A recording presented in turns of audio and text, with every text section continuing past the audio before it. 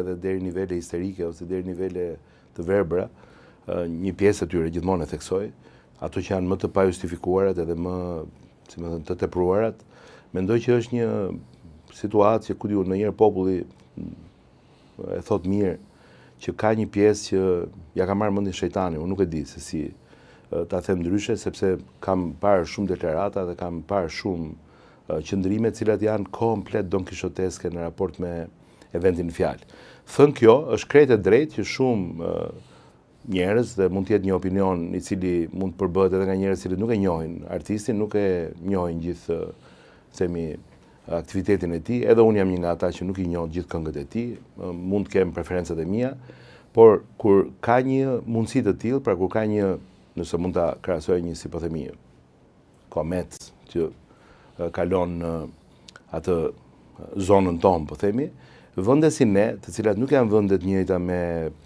Mbretërinë e Bashkuar, apo me Italinë, apo me Francën, pra duhet kuptojmë që kontekstet janë komplet të ndryshme, sepse bijem gjithmonë vetvetiu në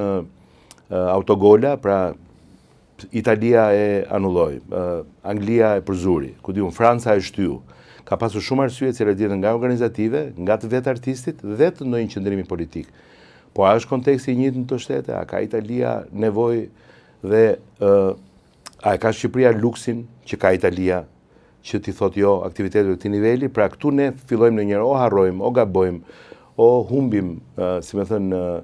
arsyen dhe ngatrohemi me vende të cilat Italia ka 80%, në mos 75% të trashëgimisë kulturore, historike të gjithë globit në Itali. Italia ka qindra vjet shtet, Italia s'ka nevojë që të promovohet, Italia nuk është një vend që është, si më thënë, në zhvillim. Italia është kthyer në problem turizmi. Italia është një vend që zgjedh, Italia është një vend që është antar i G7-s, është një vend i industrializuar shekull. Prandaj ideja është që ne duhet kuptojmë me këmbë tokë se kush jemi, nga vim, ku duam të shkojmë, dhe prandaj ne kemi komplet tjetër agjendë. Njësoj si kundër ndryshe nga Shqipëria, Kosova ka agjenda akoma dhe më të fuqishme për promovimin identitar, kombëtar, të aspektit të shtetit, sepse Kosova po lufton që të njihet në rang ndërkombëtar si shtet. Kështu që në shumë aspekte ne ndonjëherë jemi edhe në konkurrencë me Kosovën, sepse ata investohen më shumë në aktivitete të ndryshme që kanë të bëjnë me, si më thënë, themi njohje ndërkombëtare, por edhe një themi pranim ndërkombëtar, por edhe një dalje në pa ndërkombëtare më të madhe. Pra, ne në rajon, ne si Shqipëri, ne për ekonominë që kemi, nuk mund të krahasohemi me këto vende. Ne në këtë aspekt nuk e kuptojmë dot, si më thënë, kritikën kur bëjmë sikur nuk jemi në kushtet që ne jemi, kur nuk e dim informacionin e saktë dhe vrapojmë që themi gjëra që mund t'i thoshë ndoshta një italian, mund t'i thoshë një anglez. Ne nuk e kemi shpesh të vëmendje dhe kjo na bën që pastaj të na bjerë cilësia e asaj që e pretendimit ose cilësia e kritikës. Në këtë rast, unë jam i qetë krejtësisht në ndërgjegjën time, edhe si drejtues, po edhe si qytetar, edhe si politikan, edhe si profesionist politik, po edhe si përgjegjës për ministrinë që drejtoj, që vendimi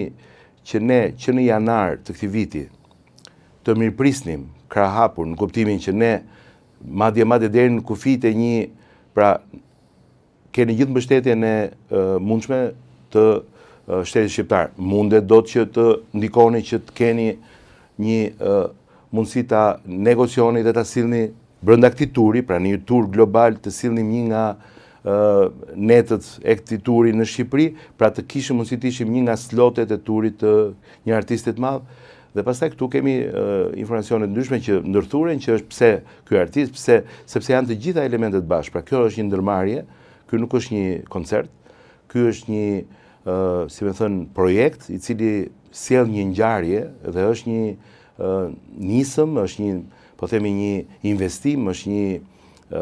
produksion, është një promovim, sepse promotorët janë ata që janë kryesorët, që nëse do ndodhte, sipas nesh, do ishte identikiti më i miri mundshëm për këtë fillim viti, për të na bërë që ne të kapnim një nga eventet globale, elitare, më të mëdha, më të jashtëzakonshme nga të gjitha anët për nivelin ton, për tregun ton, për realitetin ton. Nuk mund, si më thënë, të kesh një zgjedhje shumë të madhe. Ne duam që t'jemi, ne duam të projektohemi, ne duam që ambicia shqiptare të ketë sukses në kërkesën e vet për t'i thënë gjithë botës që ne jemi një vend që duam të jemi qendra e rajonit, ne jemi një vend që duam të jemi një nga qendrat më të rëndësishme të kontinentit evropian për artin e performuar, për industrinë kreative dhe për ekonominë e eventeve. Kështu që ne në këtë aspekt kjo është politika, këtu nuk ka ndonjë sekret. Patjetër. Tani këtu bijem dakord. Është Kanye West që i shërben politikës sonë. Nuk kemi ne Cervantes si te Kanye West. Shqipëria nuk i jep gjë Kanye Westit. Është pikërisht kjo që duhet na bëjë që në fillim që ne ta drejtojmë kurrizin, ata që më dëgjojnë duhet ta kuptojnë që ne këtu shohim interesin publik dhe interesin kombëtar dhe interesin strategjik të Shqipërisë të këtij momenti për sektorin që ne po flasim. Pyetja është pra, në qendër të këtij të vëmendjes, në qendër të debatit është kjo situatë sepse lidhet me 4.2 milionë euro që i jep buxheti i shtetit, fondi rezerv, pra jo fondi emergjencës sepse ka patur shumë paqartësi. Unë besoj që kanë qenë pa qëllimta, por nëse kanë qenë të qëllimta është e gabuar. Ka shumë gur në lum. Ka gur në lum. Jo, është fondi rezerv, nuk është fondi emergjencës, që të jemi të qartë me opinionin publik, por 4.2 milionë euro thon njerëzit në një situatë kur ka protesta, në një situatë ku mungojnë ilaçet, ka probleme të tjera, pse duhet të jepeshin këtu dhe këto fonde mos të jepeshin dhe diku tjetër, dhe të jepeshin dhe këtu. Unë kam qenë të ata njerëz që them të bëhej kjo, ka asnjë problem, por të bëheshin dhe këto të tjerat. Eksperjenca amerikane, që ta them të plot edhe atë kërkimet që kanë bërë vetë, eksperjenca amerikane thotë që shumë shtete në Amerikë financojnë Super Bowl-in, ato që është finalja e futbollit amerikan, sepse është kjo rikthimi etj që bëhet në ekonomi. Ne kemi vendet e lindjes mesme, e bëjmë krahasimin shumë të thjeshtë sepse është edhe më i afërt si krahasim që nëse ka eksperienca të një ringritje nga zero, nga shkretira, nga rëra, nga hiçi,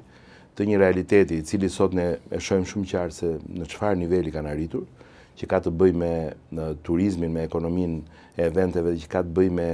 promovimin e vendeve të tyre, me atraksionin që ata ofrojnë sot në botë, që ka çuar në zhvillime të cilat kanë bërë që ata të kenë ca nga aeroportet më të mëdha në botë, që ata të kenë konektivitetin më të